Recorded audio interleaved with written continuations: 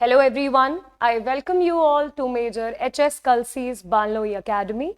This is your GS mentor Asmita Singh, and today we'll be covering the most important current affairs for the month of January 2026.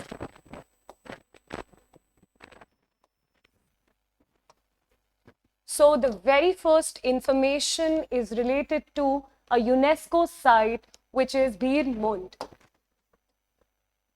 So basically, archaeologists in Pakistan discovered 2000-year-old Kushan Empire coins and lapis lazuli fragments. सबसे पहले discuss करते हैं what is this lapis lazuli.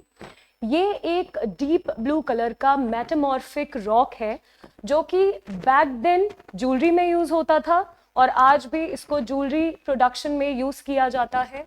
अगर मैं Kushan empire की बात करूं तो फर्स्ट सेंचुरी से थर्ड सेंचुरी तक ये empire Tajikistan, Uzbekistan and north India के गैंग्स प्लेन्स में डिवाइडेड था.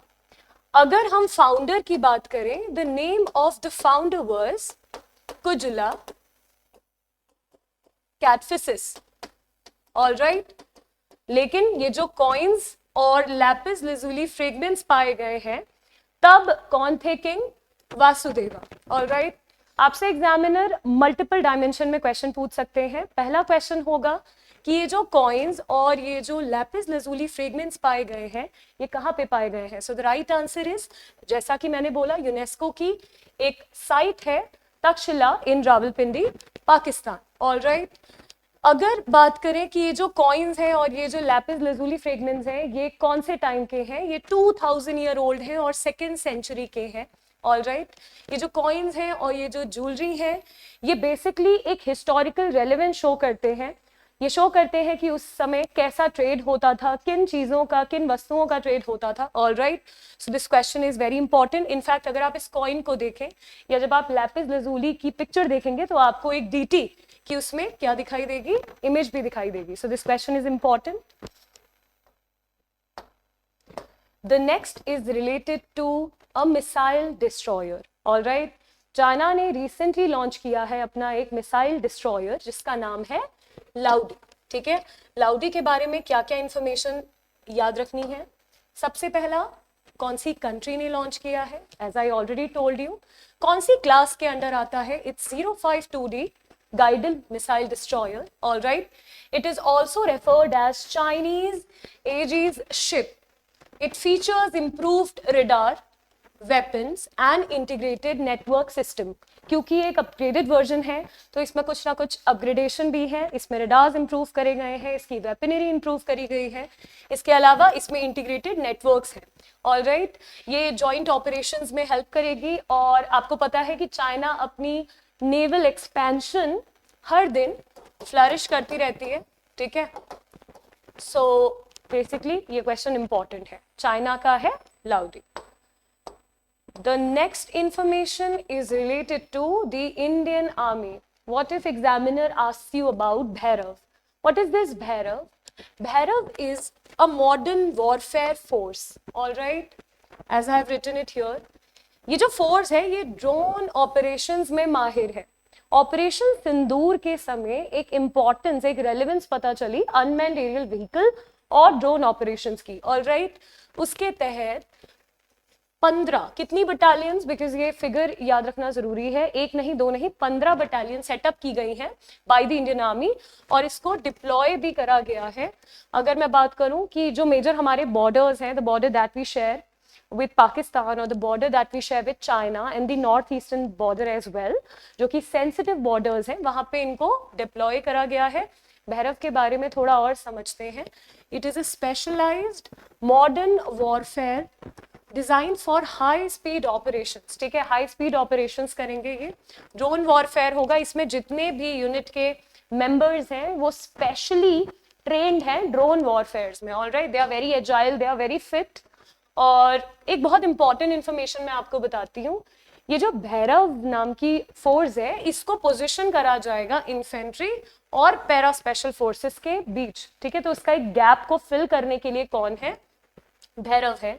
The unit comprises 200 to 250 personnel and the battalions are deployed along sensitive borders. As I already told you, the border that we share with Pakistan और China. Important है. दो तीन चीजें जो इसमें ध्यान रखनी है कि एक यूनिट में कितने पर्सनल होंगे, तो 200 टू 250 पर्सनल होंगे, ठीक है. और अभी तक कितनी यूनिट्स है, 15 है. कितनी सेटअप करने का प्लान है, टोटल 25 बटालियंस को सेटअप करने का प्लान है by the Indian army. Alright, so this data is quite important.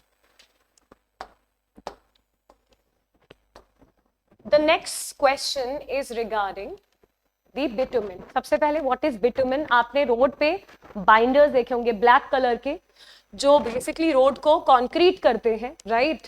क्योंकि लैंड तो बहुत अनइवन होती है, तो उसको कौन कंक्रीट करता है, उसको कौन एक लेवल पे लेकर आता है, बिटुमिन. लेकिन ये जो बिटुमिन है, ये पेट्रोल बेस्ड बिटुमिन अक्सर यूज करती है इंडिया या कोई भी और कंट्री. और जैसा कि आपको पता है, पेट्रोल एक non renewable source of energy है, और non renewable source of energy की वजह से वो क्लीन फ्यूल की कैटेगरी में नहीं आता है, राइट. बहुत ज़्यादा पोल्यूशन क्रिएट होता है, कार्बन डाइऑक्साइड, कार्बन मोनोऑक्साइड और इसी तरीके की ग्रीन हाउस गैसेज बहुत ज़्यादा एटमॉस्फेयर में मिक्स होती हैं. इंडिया पहला देश बनता है विश्व में, so India becomes the first, world's first country to commercially produced bio-bitumen. Now what is this bio-bitumen? ये एक क्लीन एनर्जी बिटुमिन है, ठीक है. आप इसको एक क्लीन बिटुमिन बोल सकते हैं. क्यों? क्योंकि इसको पेट्रोल की सहायता से फॉर्म नहीं किया गया है. We basically using the agricultural waste into bio oil as announced by the union minister Nitin Gadkari, ठीक है. Nitin Gadkari, who is the minister for road transport and highways, you must know this. उन्होंने ही अनाउंस किया है. CSIR, which is known as council for scientific and industrial research, उन्होंने इसको form किया है. जैसा कि मैंने बोला, ये सस्टेनेबल है, इको फ्रेंडली है, ठीक है. ये रोड कंस्ट्रक्शन में तो हेल्प करेगा ही, ये पोल्यूशन को रिड्यूस करेगा. सिंपल सी बात है कि अगर इसके प्रोडक्शन में वी आर यूजिंग क्रॉप, तो क्रॉप को, जो आपने एक स्टबल बर्निंग का कॉन्सेप्ट सुना होगा, कब करनी पड़ती है स्टबल बर्निंग, तो बहुत एक्सेस अमाउंट में you know the waste of agriculture crops get accumulated, right. अब उसको जलाने की जरूरत नहीं पड़ेगी, और अगर आप उसे जलाएंगे नहीं तो पोल्यूशन नहीं होगा, राइट. तो बेसिकली ये जो वेस्ट है एग्रीकल्चर का, उससे क्या हम क्रिएट कर रहे हैं, बायोबिटुमिन. और ये करंट अफेयर इसलिए भी बहुत जरूरी है क्योंकि हमारे लिए आत्मनिर्भर भारत का कॉन्सेप्ट बहुत जरूरी है, जहां पे भारत कोशिश करता आ रहा है that to create certain things indigenously, right. तो उसी के under world's first country is India. Biobitumen is produced from organic materials, ठीक है. ऑर्गेनिक मटेरियल्स में क्या क्या है, राइस स्ट्रॉ है, लिग्निन है, वेजिटेबल ऑयल्स हैं, एल्गे भी इसमें यूज किया गया है, ठीक है. सो ये कार्बन एमिशन को रिड्यूस करेगा, ये बायोबिटुमिन. और जो हमारे फॉसिल फ्यूल्स पे हमारी डिपेंडेंसी है उसको भी रिड्यूस करेगा. अगर मैं पेट्रोल की बात करूं या any of the fossil fuels, आपको अच्छे से पता है कि ह्यूमन लाइफ स्पेन में उसको रिप्लेनिश करना is not possible. It takes millions and millions of years. That's why it's a non renewable source of energy, right. और उसकी डिपेंडेंसी कम होगी, हम उस पर कम निर्भर रहेंगे, तो उस पर प्रेशर नहीं पड़ेगा, ठीक है. हम अपनी फर्दर जनरेशन के लिए भी सेव कर पाएंगे किसको, पेट्रोल और डीजल जैसे non renewable source of energy को भी. The next question is related to a day. See, days and themes are very important when it comes to current affairs, all right. तो एक important day जो कि हर साल 9th of January को celebrate करा जाता है, ठीक है. पहले तो ये दिन याद रखना है, 9th of January, ठीक है. इट्स प्रवासी भारतीय दिवस. प्रवासी भारतीय दिवस को NRI डे भी कहते हैं. And what is this NRI day? NRI day is nothing but it's a non resident Indian day, ठीक है. एंड आपको पता है 1915 में गांधी जी वापस आते हैं साउथ अफ्रीका से, ठीक है, अपनी बैरिस्टर की पूरी एजुकेशन पूरी करके, ठीक है. This day is also known as, that I already told you, NRI day. This day was initiated in 2003. Now this data is very important. Examiner पूछेगा NRI day हम कब से सेलिब्रेट कर रहे हैं, 2003 से सेलिब्रेट कर रहे हैं.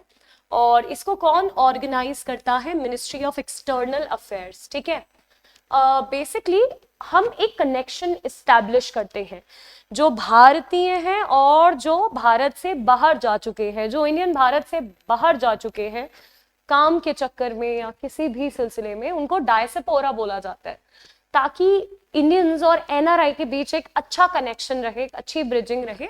इस डे को सेलिब्रेट करती है आपकी ministry of external affairs. All right, the PBD, now what is this PBD? It is प्रवासी भारतीय दिवस। कन्वेंशन भी होती है लेकिन बायएनुअली होती है। What is the meaning of biannual? Biannual का मतलब होता है 2 साल में एक बार, ठीक है। सो अभी 2025 में लास्ट ईयर हुई थी पीबीडी, अगली पीबीडी बिकॉज 2 साल में एक बार इवेंट होता है तो 2027 में होगी, ठीक है।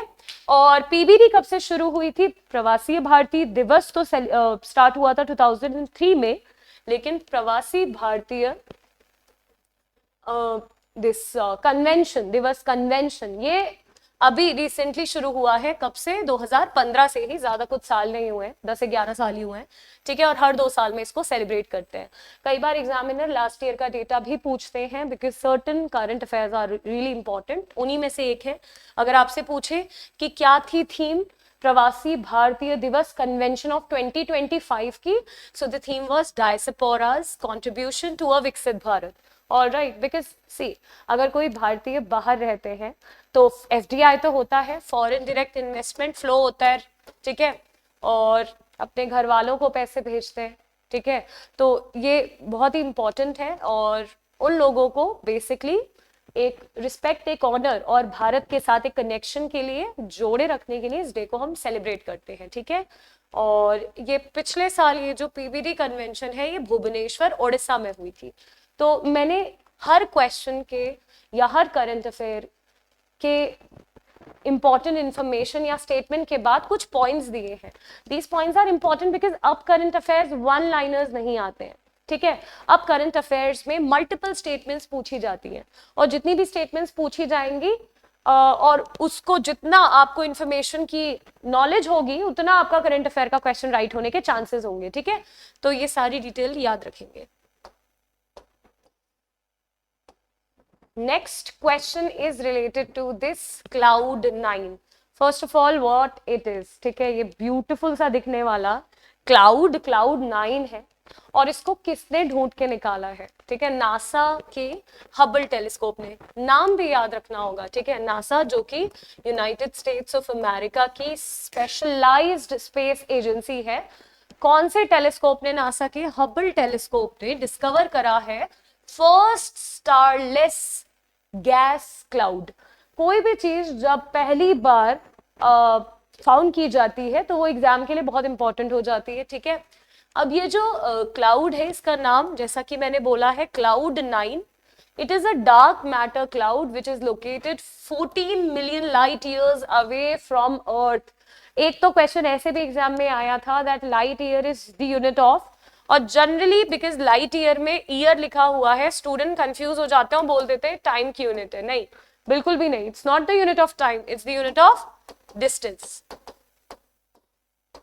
अर्थ से ये बहुत दूर है, 14 मिलियन लाइट ईयर्स दूर है, लेकिन एक गैलेक्सी है जिसके बहुत क्लोज है। तो एग्जामिनर आपसे अर्थ से इसकी डिस्टेंस भी पूछ सकता है और किस गैलेक्सी से ये क्लोज है वो भी पूछ सकता है। उस गैलेक्सी का नाम है मेसियर 94, ठीक है। It is considered as a relic और फेल्ड गैलेक्सी, ठीक है। इसको एक फेल्ड गैलेक्सी कहा जाता है, ठीक है। NASA has claimed that it is a massive cold neutral hydrogen cloud. Again, तीसरी स्टेटमेंट आपसे पूछेगा कि ये जो क्लाउड है इसमें बेसिकली कौन से एटम का मेंशन है, whether it's hydrogen, it's carbon, lithium or any other atom, right? So it's hydrogen. Hydrogen cloud है ये, और इसमें क्या नहीं है? स्टार्स नहीं है, ठीक है। Cloud9 is a fossil from the early universe. मतलब ये इनिशियली एक फॉसिल था, ठीक है, और बहुत बहुत बहुत सालों पहले का ये एक फॉसिल है जो कि कहीं ना कहीं इस टाइम से which is known as reionization epoch उससे बच गया, ठीक है। बहुत सारे तो डिस्ट्रक्ट हो गए, डिस्ट्रॉय हो गए, बट ये कैसे ना कैसे बच गया और ये फॉसिल फिर क्या हो गया है? क्लाउड के फॉर्म में इसने अपना शेप ले लिया, ठीक है। और इसमें बेसिकली स्मॉल डार्क मैटर है, हेलोज हैं डार्क कलर के, ठीक है।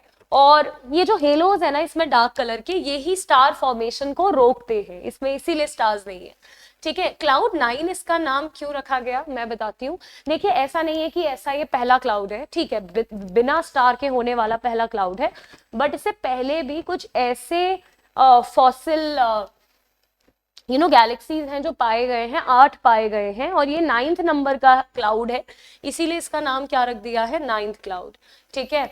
और ये फ्लोट करता है बेसिकली कॉस्मिक रेलिक में। और बस एक एक्स्ट्रा इंफॉर्मेशन, बिकॉज ये कई बार एग्जाम में पूछी जाती है कि नासा का हेडक्वार्टर कहाँ है, तो जो यूएसए का कैपिटल है विच इज वॉशिंगटन डीसी, ठीक है, तो वहां पे है ये NASA का headquarters. So this data with a lot of information important.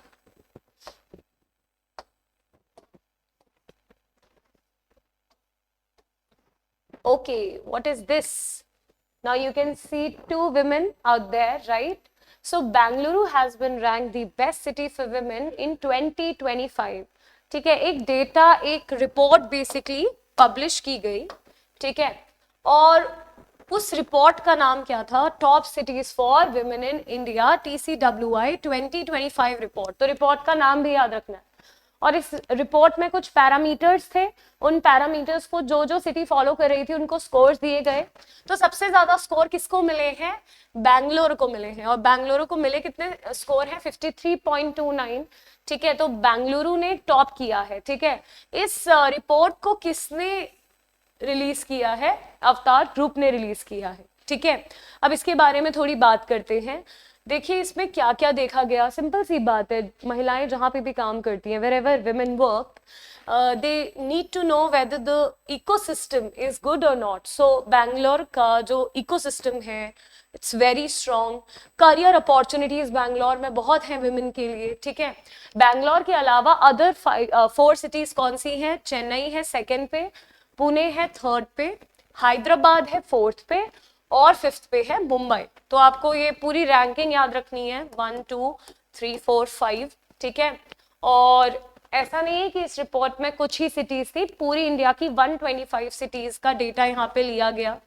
और बेसिकली कुछ फैक्टर्स पे, कुछ पैरामीटर्स पे इनको स्कोर दिए गए। वो पैरामीटर्स क्या थे, सेफ्टी कितनी है उस वर्क प्लेस पे, उस सिटी की उस पर्टिकुलर वर्क प्लेस पे कितनी सेफ्टी है, हेल्थ एंड हाइजीन कैसा है, ठीक है, वहाँ का एजुकेशन कैसा है, इंडस्ट्रियल इंक्लूजन कैसा है, मतलब वर्क प्लेस का एनवायरनमेंट, वहाँ का पार्टिसिपेशन, वहाँ की पॉलिसीज कैसी है विमेन के लिए, आर दे सेफ और नॉट, तो हरासमेंट ना हो विमेन का किसी भी वर्क प्लेस में, उसके लिए इस रिपोर्ट को बेसिकली पब्लिश करा गया और बेंगलुरु ने टॉप किया। तो this data is again important, see have put all the important questions only.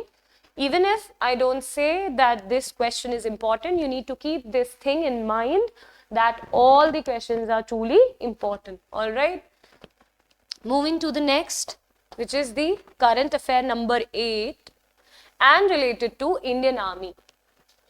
Indian Army ने अपना एक न्यू नेवल बेस लॉन्च किया है, ठीक है। स्टैब्लिश कहाँ हुआ है वो, हल्दिया, हल्दिया वेस्ट बंगाल में है, ठीक है। It is a new strategic naval detachment.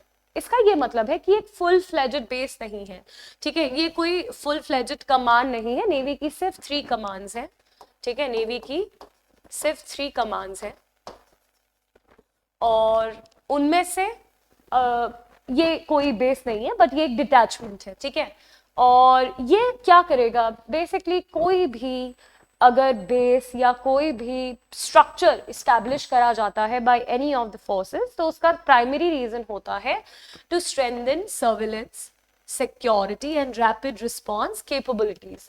देखिए अगर मैं बे ऑफ बंगाल की बात करूं, आपको अच्छे से पता होगा, if you see the map of India, ठीक है, in the left hand side in the left hand side I have Bay of Bengal and in the right I have this Arabian Sea, right? So ये जो Bay of Bengal वाला region है, ये Bangladesh border के near है, Hooghly river, right? So this facility will host small high speed vessels like fast interceptor crafts, जिसको FIC बोलते हैं, and water jet, fast attack crafts, जिसको WJFAC बोलते हैं. सो ऐसा नहीं है ना that if we have created a base it's enough, नहीं, वहां पे कुछ इस तरीके के क्राफ्ट्स या fast attack crafts, water jets भी क्या करे गए हैं, लॉन्च करे गए हैं. पर्पस क्या है इस बेस का, ठीक है, ऐसा तो नहीं है कि हमें बांग्लादेश से बहुत ज्यादा थ्रेट है, बिल्कुल भी नहीं. डेफिनेटली बॉर्डर को तो सिक्योर करेंगे, but the main reason is China. ठीक है, ये देखिए, this base aims to counter increasing Chinese naval activities. अभी अभी हमने आज ही की क्लास में करंट अफेयर्स में पढ़ा कि चाइना की इतनी स्ट्रॉन्ग नेवी होने के बाद भी they have recently launched this loudy, which is nothing but a missile destroyer, right? So if they are expanding their naval base, so even India will do, right? So bay of Bengal या फिर पूरा Indo Pacific में China की जो increasing या बढ़ती हुई activities है उनको कर्ब करेगा, उसको कंट्रोल करेगा. ठीक है, अगर आपको ये इंफॉर्मेशन भी किसी को बतानी हो कि वहां पे कितने ऑफिसर्स या सेलर्स होंगे, around 100 officers and sailors are deployed there. ठीक है, और ये जो इंफॉर्मेशन है आपके लिए बहुत जरूरी है. आपको जगह का नाम रखना है विच इज हल्दिया. ठीक है, that too in west Bengal. Okay, so the next is related to the celebration of the 78th Indian Army Day. First of all, Indian Army Day we celebrate every year on 15th of January, right? So this date in itself is very important. तो सबसे पहले तो यही data याद रखिए कि कब celebrate करते हैं, 15th of January. ठीक है, so the Indian Army celebrated, और कौन से नंबर का, देखिए 2026 में कौन से नंबर का इंडियन आर्मी डे सेलिब्रेट हुआ, 78. All right. जो ग्रैंड परेड थी वो जयपुर में थी. कहाँ थी? Jaipur, which is in Rajasthan. Jaipur is also known as the pink city, right? Jaipur is also known as the Pink City. Every year this day is celebrated, as I told you, on 15th of January. The parade commenced with the Red Ling ceremony at the Prerna Sthal. So where is this Prerna Sthal? जैसे अगर कर्तव्य पथ की बात करें, we all know it's in Delhi, right? India Gate. But ये जो प्रेरणा स्थल है वो कहाँ है? जयपुर में है. ठीक है, वे जनरल, अब देखिए कौन कौन थे. अनिल चौहान, जो कि कौन है? COD, chief of defence staff, CDS, right? And general Upendra Dwivedi, ये है चीफ ऑफ आर्मी स्टाफ. इन्होंने पे किया ट्रिब्यूट, ठीक है, to the brave soldiers who laid their life for the country. We very well know this, right? Their supreme sacrifice was felicitated there, right? And this marks the 4th occasion that the Army Day parade. Now this data is important. देखिए अक्सर Army Day parade new Delhi में होती थी, but this is the 4th time जब दिल्ली के outside इस parade को organise किया गया. ठीक है, इससे पहले कहाँ कहाँ हुई है? बेंगलुरु में हुई, सबसे पहले बेंगलुरु में हुई, फिर लखनऊ में हुई और फिर पुणे में हुई. सो 2023 से चलता आ रहा है. 2023 में बेंगलुरु में, 2024 में लखनऊ में, 2025 में पुणे में, और इस बार 2026 कहाँ? जयपुर में. सो स्टेटमेंट बेस्ड ही देंगे कि आउटसाइड दिल्ली पहली बार कहाँ हुई, किस साल हुई, फिर दूसरी बार कहाँ हुई, और इस साल का डेटा तो इंपॉर्टेंट है ही, Jaipur.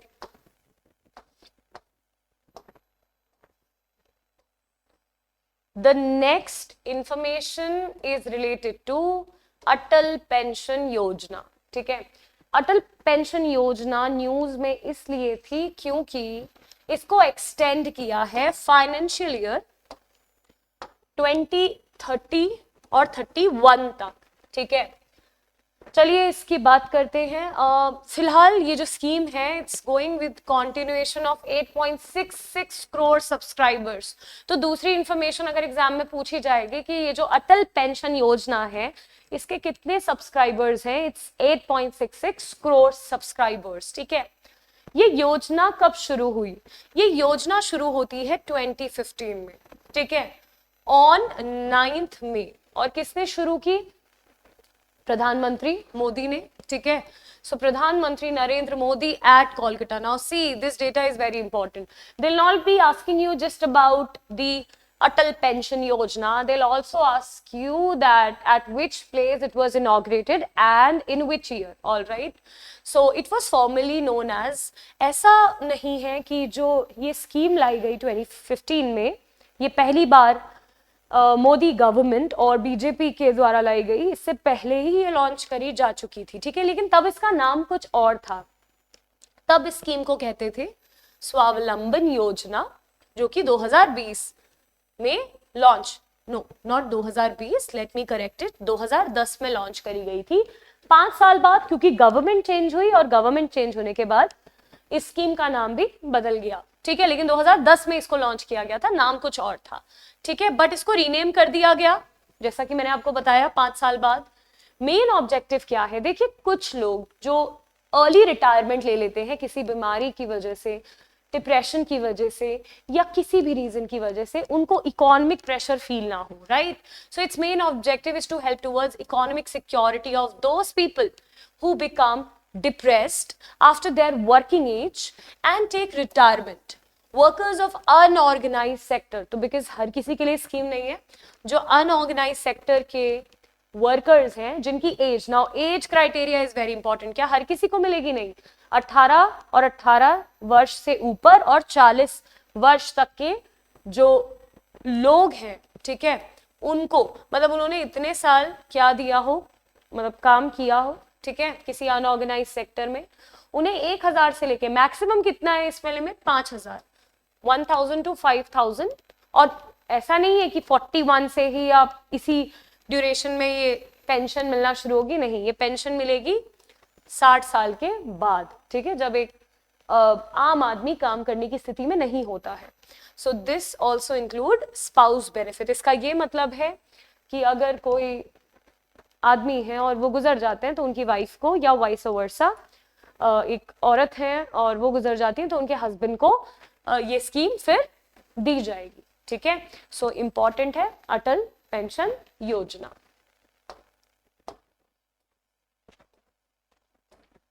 Next is related to Vijender Singh.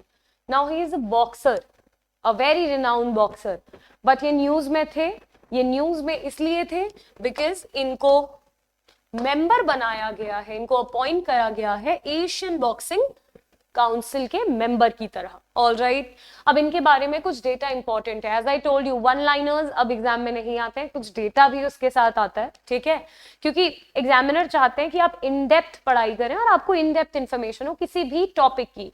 इनको सबसे पहले 2008 में बीजिंग ओलंपिक्स में ब्रॉन्ज मेडल मिला।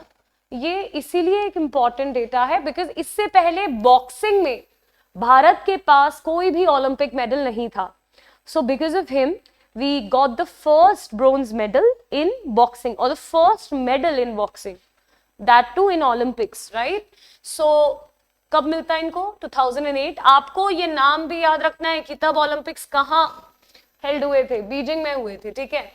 विजेंद्र सिंह को ब्रॉन्ज मेडल मिलने के बाद इनको इंडिया के नंबर 1 बॉक्सर की श्रेणी में भी रखा गया था, ठीक है। He aims to use, अभी क्या करेंगे ये मेंबर बन के एशियन बॉक्सिंग काउंसिल का अपने एक्सपीरियंस को, अपनी एक्सपर्टीज को बेसिकली शोकेस करेंगे, ठीक है। Amateur is what? Amateur is those people who are beginner, तो जो बॉक्सिंग में बिगिन अपनी अभी जर्नी अभी शुरू कर रहे हैं, और जो प्रोफेशनल बॉक्सर्स हैं उनको ये क्या करेंगे, बेसिकली तैयार करवाएंगे, कोच करेंगे, ठीक है। चलिए, and he will also provide better international exposure. इससे क्या होगा, जो भारतीय बॉक्सर्स हैं उनको भी एक एक्सपोजर मिलेगा, क्योंकि अगर इंडिया का यही कोई बॉक्सर किसी इंटरनेशनल ऑर्गेनाइजेशन के या काउंसिल के मेंबर बनते हैं तो डेफिनेटली इंडिया को एक टच मिलेगा, ठीक है, इंटरनेशनल बॉक्सिंग का भी। So the appointment strength is India present in, और इंडिया की जो बॉक्सिंग है वो इंटरनेशनल बॉक्सिंग के साथ कहीं ना कहीं एक तालमेल, एक प्रेजेंस भी सेट करवेगी। तो इंपॉर्टेंट क्वेश्चन है एग्जाम के लिए। Okay, I don't think so that there would be anyone who doesn't know this woman, right? She is none other than Sania Nehwal, sorry Saina Nehwal, ठीक है। The tennis player is Sania Mirza, she is Saina Nehwal. Saina Nehwal ने confirm किया है अपना retirement, ठीक है। तो एक badminton player, very famous, very renowned badminton player, Saina Nehwal has confirmed her retirement from competitive badminton. She is a former world number 1 player. Now this is very important. और इन्होंने कितने इंटरनेशनल टाइटल्स जीते हैं? 24, ठीक है। 2009 में ये second rank पे आती है, ठीक है, सेकंड बैडमिंटन प्लेयर बनती है वर्ल्ड की, और कुछ ही सालों बाद 2015 में ये बन जाती है विश्व नंबर या वर्ल्ड नंबर 1 बैडमिंटन प्लेयर, ठीक है। और ये only player, she is the only player after Prakash Padukone, Deepika Padukone के फादर हैं, टू डू सो, ठीक है। मतलब कौन सी रैंकिंग पे आना? वर्ल्ड नंबर 1 रैंकिंग पे आना किसी भारतीय का, ठीक है, बहुत बड़ी बात है। तो पहले थे प्रकाश पादुकोण और फिर थी साइना नेहवाल, ठीक है। She represented India thrice in Olympics, Olympics में भारत को इन्होंने 3 बार रिप्रेजेंट किया है और एक मेडल भी जीता है। कौन सा मेडल? ब्रोंज मेडल, ठीक है। सेकेंड अपीयरेंस जो इनकी हुई थी लंदन ओलंपिक्स थे तब, तो 2012 में ये लेकर आई थी भारत के लिए ब्रोंज मेडल। सी ओलंपिक मेडल जो भी स्पोर्ट्स पर्सन लाए हैं, प्रिटी श्योर कि उन पे करंट अफेयर्स में क्वेश्चन जरूर आएंगे, ठीक है।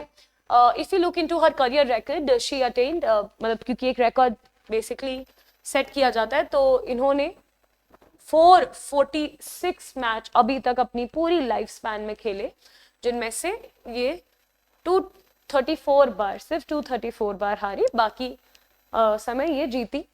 शी इज ऑनर्ड विद, अब ये देखिए कितना इंपॉर्टेंट डेटा है, ये स्पोर्ट्स का सबसे बड़ा ऑनर है, ठीक है, खेल रत्न अवार्ड, ठीक है, which is known as major Dhyanchand Khel Ratna award. इसको पहले बोला जाता था, जो मैंने अपनी पहले की क्लासेस में भी बताया है, राजीव गांधी खेल रत्न अवार्ड, बट इसका अब नाम चेंज कर दिया गया है, और नाम किसका इस अवार्ड के आगे है? The wizard of hockey which is major Dhyanchand. Alright, Arjun award से भी सम्मानित किया गया है, पद्म भूषण, और ऑब्वियस सी बात है पद्म भूषण मिला है, इसका मतलब पहले सबसे पहले पद्मश्री ही मिला होगा, ठीक है, इसी ऑर्डर में मिलता है ना, क्योंकि चलिए, तो इंपॉर्टेंट है, बहुत सारी इंफॉर्मेशन भी है इसमें, इसको रिवाइज करिएगा। Okay, the next is related to, or the next information is related to this woman. Now, who is she? ये है Gracia Machel, ठीक है, it's not Graca, it's not Machel, it's Machel, ठीक है, this is how they pronounce it, Gracia Machel। ये इनको क्या दिया गया है? इनको भारत का एक अवार्ड से सम्मानित किया गया है, which is Indira Gandhi prize for peace disarmament and development 2025, ठीक है, ये ऑनर दिया गया 2026 में, बट ये अवार्ड है 2025 का, ठीक है। और इनको इस अवार्ड से क्यों सम्मानित किया गया है अभी देखते हैं, ठीक है। सो ये एक ह्यूमन राइट एक्टिविस्ट है, और ये एनुअली हर साल ये अवार्ड उन लोगों को दिया जाता है जो पीस के प्रति कुछ ना कुछ इंपॉर्टेंट कंट्रीब्यूशन देते हैं, या किसी समुदाय को बेसिकली कुछ हेल्प रेंडर करते हैं, या उनके सुधार के लिए कुछ काम करते हैं, इनके बारे में पढ़ते हैं, ठीक है। और इनके बारे में पढ़ने से पहले बस इतना समझ लीजिए, ये जो इंदिरा गांधी मेमोरियल ट्रस्ट है, ये इंडिविजुअल्स को या ऑर्गेनाइजेशंस को हर साल किस अवार्ड से सम्मानित करता है? Indira Gandhi prize for peace disarmament and development, ठीक है। वही लोग जो इंटरनेशनल पीस को प्रमोट करते हैं, डेवलपमेंट को और इकोनॉमिक ग्रोथ या ऑर्डर को भी मद्देनजर रखते हैं, ठीक है। ये कुछ इनमें से ऐसे भी लोग हैं जो साइंटिफिक डिस्कवरीज के पीछे हैं, ठीक है, जो ह्यूमैनिटी के प्रति कुछ करते हैं, जो ऑल्ट्रुइस्ट होते हैं, ठीक है, जो फ्रीडम प्रोवाइड करते हैं उन लोगों को जो प्रॉब्ली अपने राइट्स को इंजॉय नहीं कर पा रहे हैं, ठीक है, जो उनके बेसिक फ्रीडम राइट्स हैं। कितना कैश मिलता है इसमें? 10 मिलियन इंडियन रुपीस, ठीक है, दिया जाता है। सो 10 million is basically 1 crore because 1 million is 10 lakhs, right? This prize was established in the year 1986. तो कब establish हुआ? 1986 में। अब ग्राशा के बारे में थोड़ा जानते हैं, and this information is quite important. आपने जरूर नाम सुना होगा नेल्सन मंडेला का, ठीक है। इनको देखिए फर्स्ट लेडी कहा गया है साउथ अफ्रीका और मोजाम्बिक का।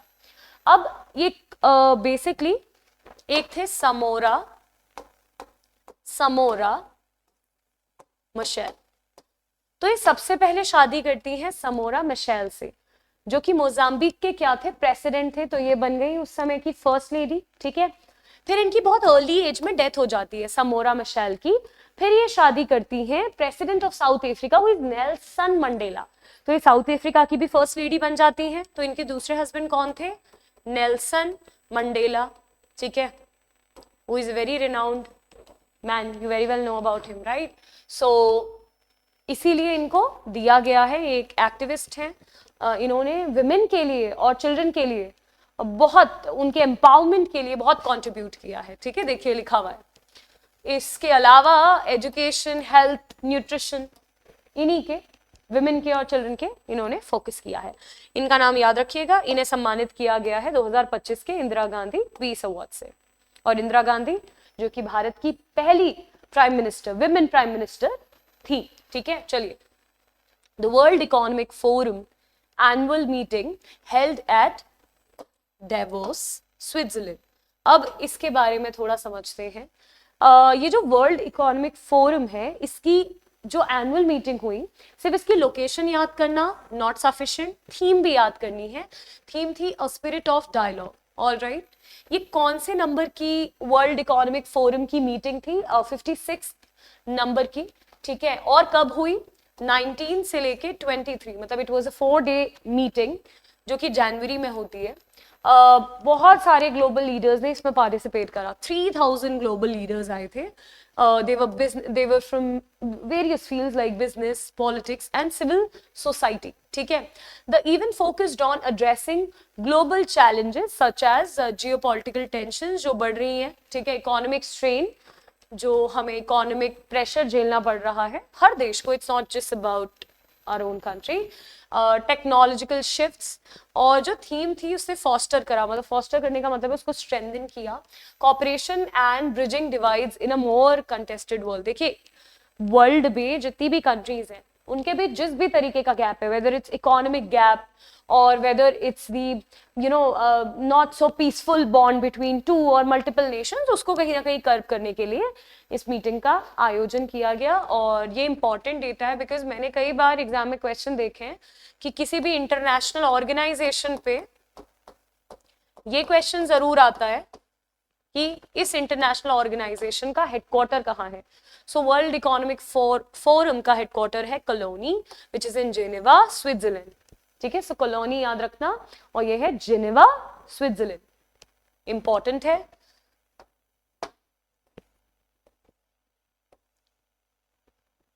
Next information is related to the first nature themed airport of India. See कितना ब्यूटिफुल एयरपोर्ट है ये, right, because it's full of greenery. अभी इसके बारे में थोड़ा सा इंफॉर्मेशन केटर करते हैं। किसने इनॉग्रेट करा? The prime minister of India. So prime minister Modi inaugurated India's first nature themed airport terminate at, अब कौन सा है ये नाम जानना इज मोर इम्पॉर्टेंट, लोकप्रिय गोपीनाथ बोरदोली इंटरनेशनल एयरपोर्ट जो कि गुवाहाटी में स्थित है, गुवाहाटी एयरपोर्ट है, ठीक है। इस पे कितना खर्चा आया इस एयरपोर्ट को स्टैब्लिश करने में? ₹4000 करोड़ का। और अगर मैं इस प्रोजेक्ट की बात करूं तो इसमें बेसिकली बैम्बू, आपने एक ट्री के बारे में जरूर सुना होगा, बैम्बू, और एक बहुत ब्यूटीफुल फ्लावर्स होते हैं ऑर्किड्स, राइट। सो ऑर्किड्स और बैम्बू बेसिकली इन दो, बिकॉज ये दोनों किसकी स्पीशी है? फ्लोरा की, राइट। इन दोनों को यूज करके पूरा, क्योंकि नेचर पे बेस्ड थीम है इस एयरपोर्ट की, तो ऑब्वियसली फ्लोरा ही इसमें था, बैम्बू और ऑर्किड्स मेनली यूज हुए, ठीक है। असम की बायोडाइवर्सिटी शोकेस करने की कोशिश की है इसमें। 14 मीट्रिक टन का बैम्बू यूज हुआ है, देखिए कितना ज्यादा बैम्बू यूज हुआ है इसमें। और 57 ऑर्किड्स कॉलम्स, मतलब बड़े बड़े बड़े कॉलम्स बनाए गए। कितने कॉलम्स बनाए गए? 57, जिसमें ऑर्किड्स उगाए हुए हैं, ठीक है। which is a very very pretty and very expensive flower as well because it's so unique, ठीक है। एक स्काई फॉरेस्ट भी है, मतलब एक सॉर्ट ऑफ एक एरिया है जिसमें देखिए करीब 1 लाख प्लस क्या है प्लान्स है, and a 1,40,000 square meter structure designed to handle over 13 million passengers annually। देखिए साल में करीब इतना तो कोई भी किसी भी एयरपोर्ट में आते ही हैं, राइट, पैसेंजर्स। तो बहुत ही बड़ा स्पेशियस एंड ब्यूटीफुल एयरपोर्ट है, ठीक है। Build by Adani group, this is very important भाई, कौन किस किसने रिस्पॉन्सिबिलिटी ली इतने ब्यूटीफुल और इतने इंपॉर्टेंट एयरपोर्ट को कंस्ट्रक्ट करने की? अडानी ग्रुप ने।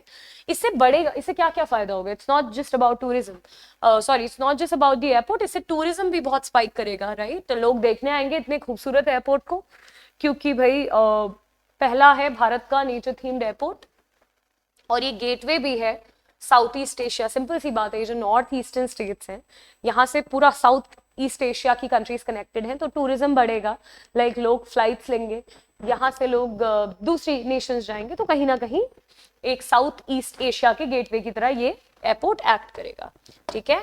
Quite excited to see this airport, right? The next is Shanti bill. What is this bill all about?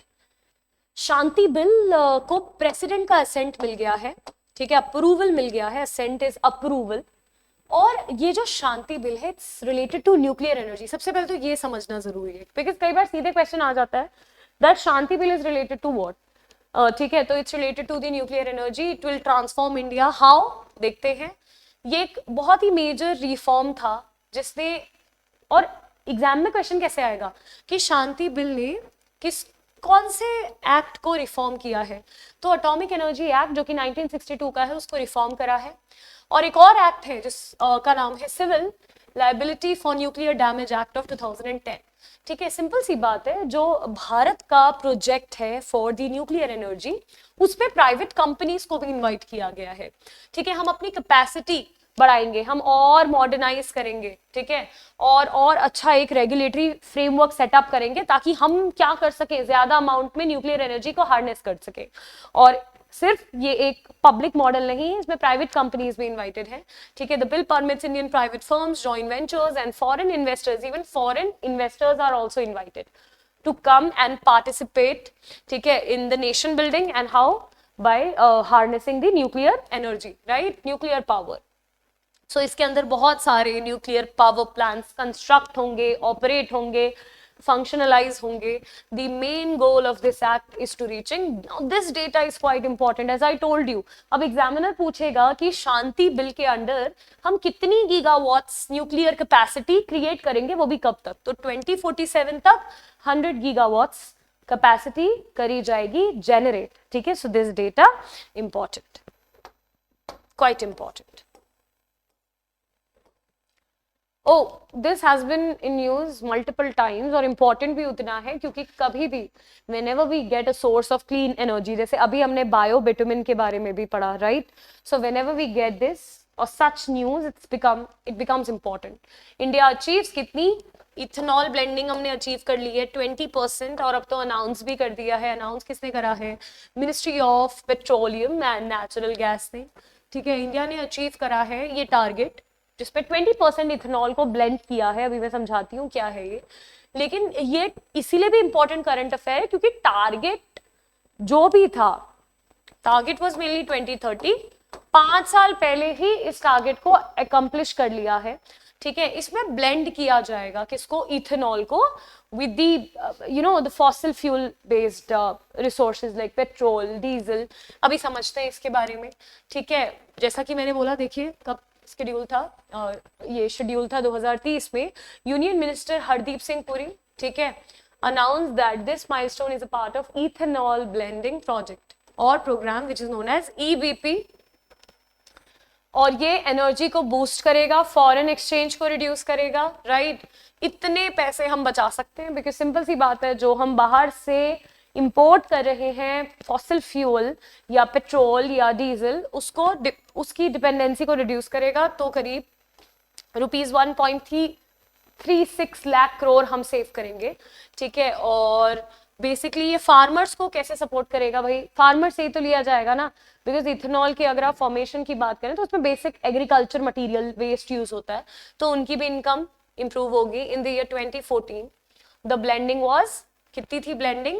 1.5%, मतलब जब शुरुआत की थी इस प्रोजेक्ट की 2014 के आसपास सिर्फ 1.5% हम ब्लेंड कर पाए थे इथेनॉल को, बट अब कितना है? 20% है इथेनॉल की ब्लेंडिंग, ठीक है? और जैसा कि मैंने बोला, इसमें क्या होता है? इसमें ethyl alcohol, now this data is quite important, ठीक है? साइंटिफिक फैक्ट्स एग्जाम में आते हैं कि इथेनॉल ब्लेंडिंग में कौन सा बेसिकली यूज होता है। कौन सी अल्कोहल यूज होती है? इथाइल अल्कोहल यूज होती है, ठीक है। और ये आती कहाँ से है? जो कि हम बायोमास से, जैसे कि शुगर केन और कॉर्न से हम क्या करते हैं? एक्वायर करते हैं। सो इथाइल अल्कोहल आती है शुगर केन से, कॉर्न से, राइस स्ट्रॉ से, और फिर इसका 20% किसमें हम मिला देंगे? पेट्रोल में, और हमें क्या मिल जाएगा? कुछ हद तक clean fuel, right? So this data important: clean energy, green energy, right? Okay, now this is what? This is a tiger. The NTC officially declared Gujarat as India's newest tiger state after 33 years. Now what is it all about? सबसे पहले तो state का नाम याद रखना है। NTC stands for national tiger conservation authority. India की एक अथॉरिटी है जो टाइगर के कंजर्वेशन में, ठीक है, बहुत एक अहम भूमिका निभाती है, राइट। इससे क्या क्लेम करा है कि एक मेल टाइगर को सेटल किया है। अब ये वाइल्ड लाइफ सेंचुरी का एग्जाम में नेम आना, मतलब it won't be of much surprise अगर नाम पूछ लें सीधे कि ये जो सेटअप करा गया है मेल टाइगर, गुजरात के किस वाइल्ड लाइफ सेंचुरी में सेटअप करा गया है? So the name is Ratan Mahal wild life sanctuary. ये दाहोद डिस्ट्रिक्ट है, एक वहां पे है गुजरात में, ठीक है। आपको पता है इसके साथ एक और डेटा बहुत इंपॉर्टेंट है। गुजरात एक लौता राज्य है, it's the only state of India जहां पे बिग कैट्स की 3 कैटेगरीज हैं। कौन कौन सी? वहां पे टाइगर भी है, लायंस भी है। एशियाटिक लायन का घर कहा जाता है गुजरात को, राइट। लायन है, लेपर्ड्स हैं, और अब तो टाइगर भी है, क्योंकि इससे पहले टाइगर नहीं था, बट अब इस मेल टाइगर को वहां पे, कहां पे? रतन महल वाइल्ड लाइफ सेंचुरी में जाके कंजर्व किया जाएगा, इसकी ब्रीडिंग होगी and everything will happen. So tiger project started in India. अब देखिए थोड़ा सा हिस्टोरिकल रेलेवेंस भी इंपॉर्टेंट है। जब भी आप करंट अफेयर की तैयारी करेंगे, आपको सिर्फ करंट अफेयर्स का डेटा कलेक्ट करना वोंट सफाइज, इसके आगे भी आपको थोड़ी सी मेहनत करनी होगी, थोड़ा सा ग्राउंड वर्क करना होगा, थोड़ा हिस्ट्री में जाके झांकना होगा। सो 1973 में लॉन्च हुआ प्रोजेक्ट टाइगर, ठीक है। और ये किसने लॉन्च किया था 1973 में? Ministry of environment, forest and climate change. और world tiger day every year we celebrate on 29th of July, और ये हम 2010 से सेलिब्रेट कर रहे हैं।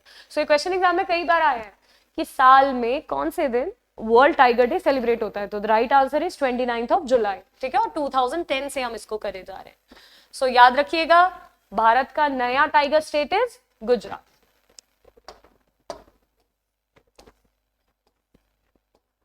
ओके, सो ब्रिक्स एक बहुत ही इंपॉर्टेंट इंटरनेशनल ऑर्गेनाइजेशन है, ठीक है, BRICS.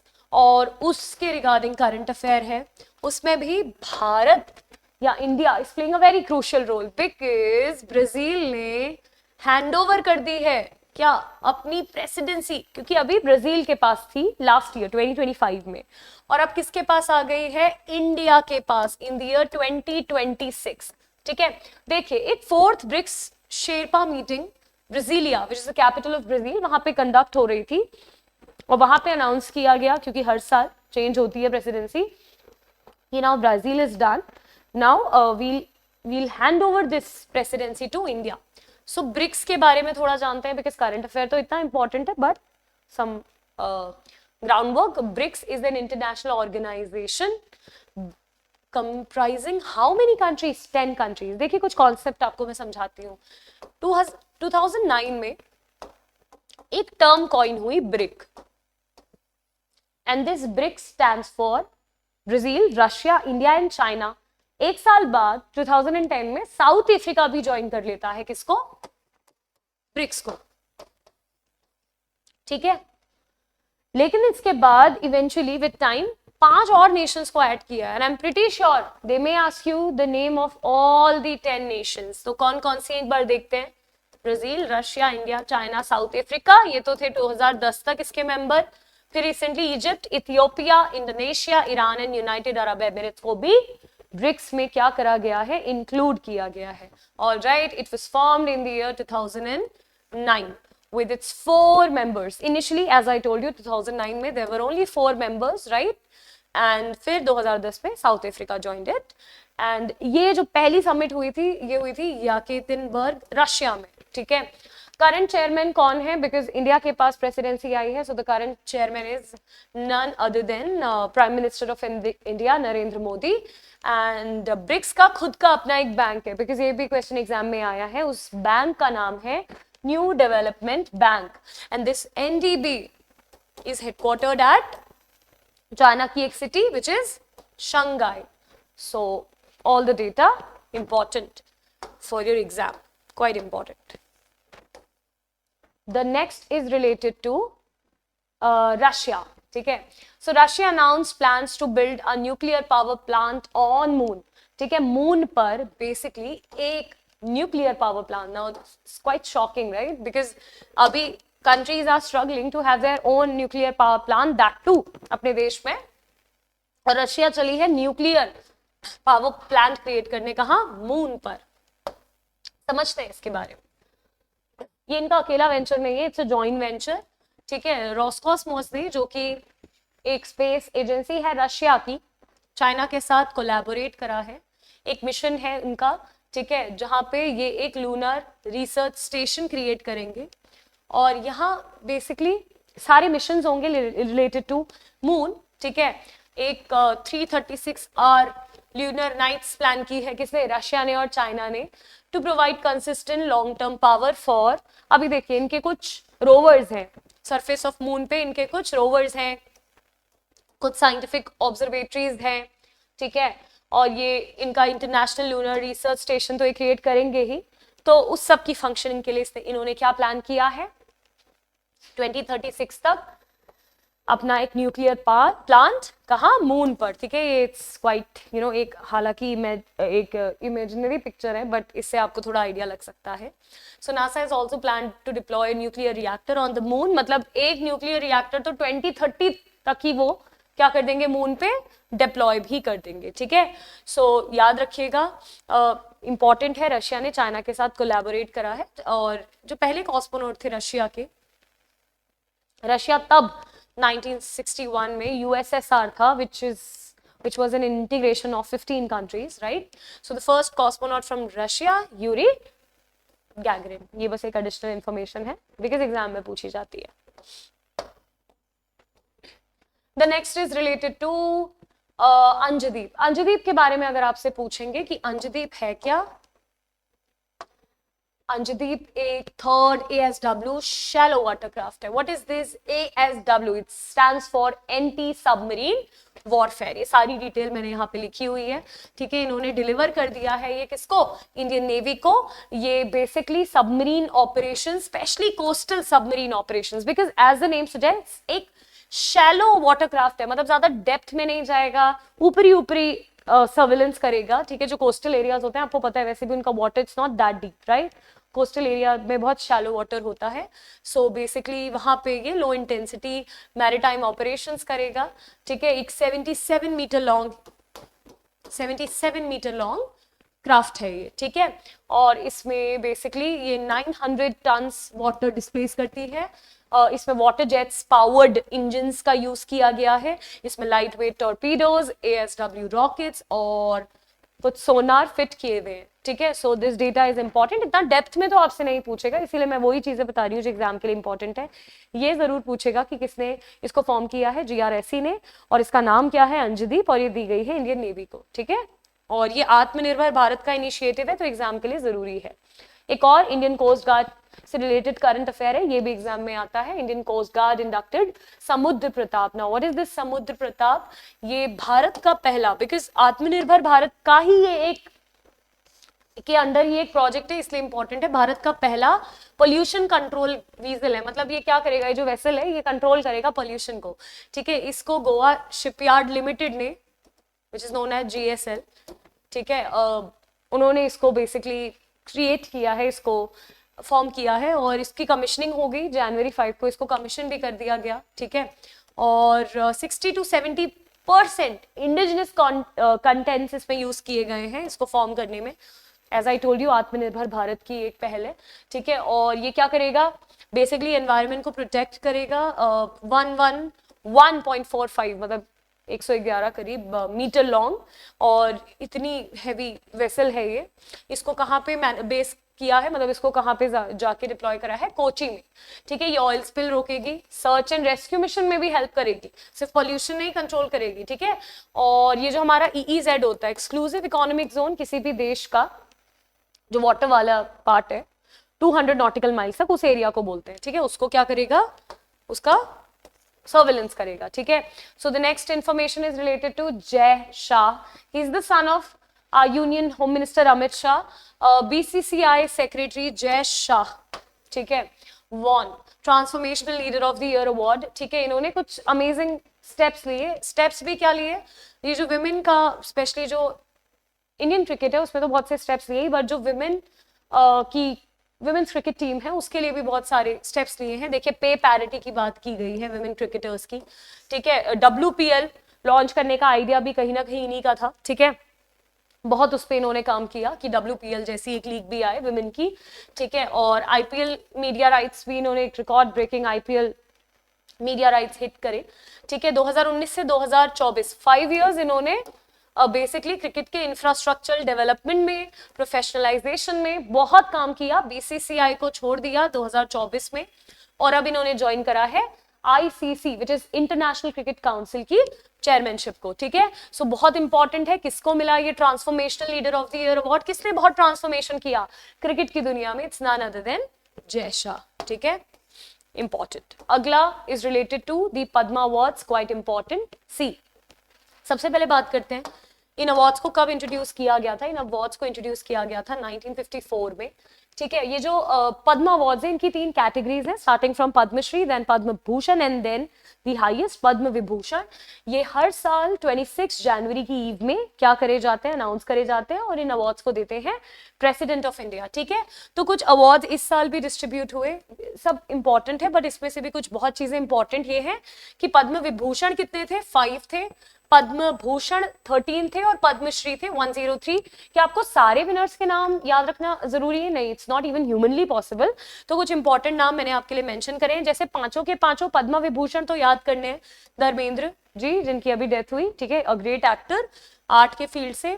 TT Thomas public affair से रिलेटेड है, N राजम आर्ट से रिलेटेड है, P नारायणन लिटरेचर से, और VS अच्युतानंदन पब्लिक अफेयर से। ठीक है, कुछ इंपॉर्टेंट पद्म भूषण मैंने लिखे हैं। A very famous singer Alka Yagnik, Mammootty एक एक्टर है, ठीक है, पुराने समय की बहुत अच्छी एक्ट्रेस है। Bhagat Singh Koshyari public affairs related, you very well know him.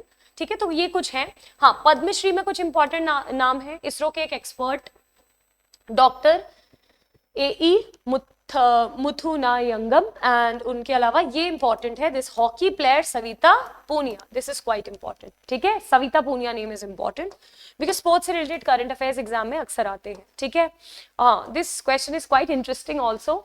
26 जनवरी में आप सभी को पता है हर स्टेट अपनी टैब्ल्यू रिप्रेजेंट करते हैं। ठीक है, और उस रिप्रेजेंटेशन में या उस ब्यूटीफुल प्रेजेंटेशन में कुछ को कुछ अवार्ड्स भी दिए जाते हैं।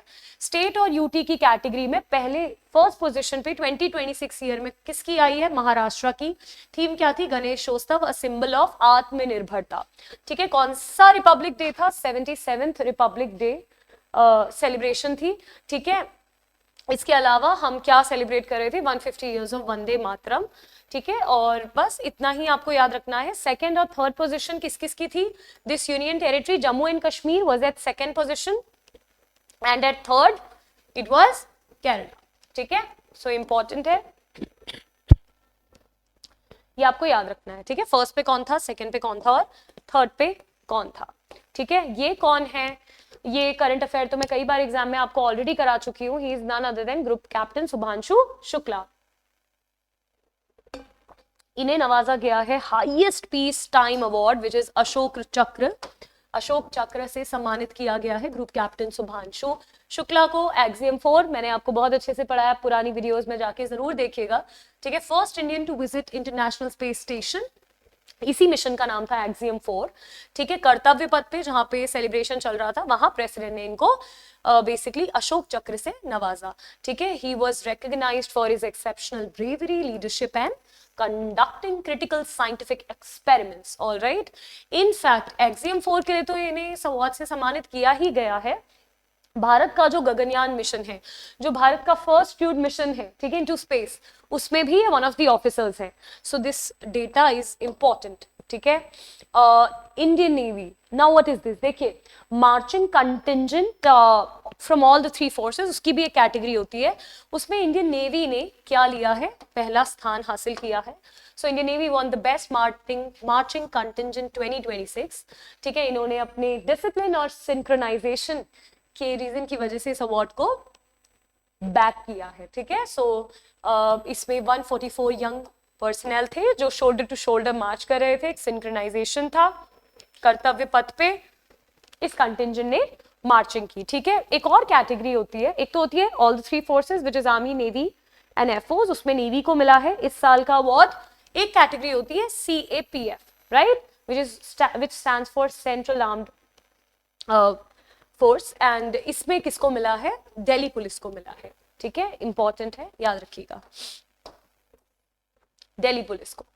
अगला है, कौन सी कंट्री ने 78 इयर्स बाद लीव करा है WHO को। WHO stands for world health organisation, 1948 में फॉर्म हुई थी, इंडिया इसका मेंबर है, 1948 में ही ज्वाइन करा था, लेकिन यूएसए निकल गया है इससे बाहर आफ्टर 78 इयर्स, बिकॉज यूएसए का कहना है कि पैंडेमिक में जितनी अच्छी तरीके से चीजें हैंडल हो सकती थी WHO द्वारा, क्योंकि एक वर्ल्ड हेल्थ ऑर्गेनाइजेशन है, उतनी अच्छी तरीके से नहीं हुई, ठीक है। हालांकि WHO ने इसकी रिप्लाई में कहा है कि हमने पोलियो, HIV एड्स और मेटर्नल मोर्टेलिटी जैसे डिजीज को या इस तरीके के केसेस को काफी हद तक कम करा है, टोबैको कंट्रोल को भी कम किया है। तो आपस में एक sort of disagreement was there, but anyway दोनों एक दूसरे को ब्लेम कर रहे हैं। यूएसए ने छोड़ दिया, एग्जाम में बस इतना पूछेगा, छोड़ा किसने है, यूएसए ने। दूसरा क्वेश्चन पूछ सकता है WHO का हेडक्वार्टर कहाँ है, जो मैंने मेंशन करा है स्विट्जरलैंड, जेनेवा की एक सिटी, स्विट्जरलैंड में एक सिटी है जेनेवा, वहां पे है, ठीक है।